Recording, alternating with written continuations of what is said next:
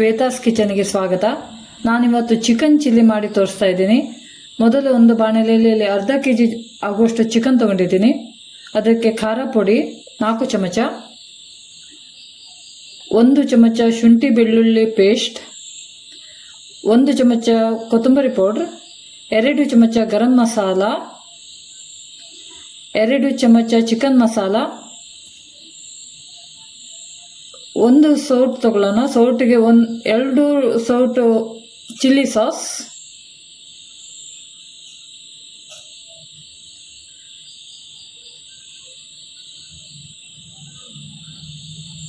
1.5 ಅಷ್ಟು ಸಾಕಾಗುವಷ್ಟು tomato sauce,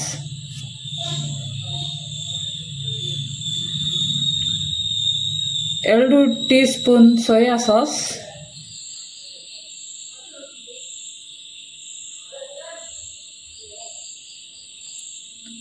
1 bowl ಎಣ್ಣೆ, 1 ಸೌಟ್, ರುಚಿಗೆ ತಕ್ಕಷ್ಟು ಉಪ್ಪು, 1 ಲಿಂಬೆಹಣ್ಣು,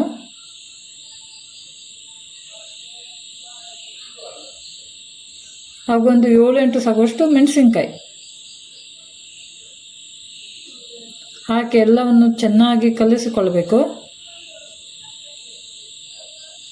ಚೆನ್ನಾಗಿ ಮಿಕ್ಸ್ ಮಾಡ್ಕೊಳ್ಳೋಣ.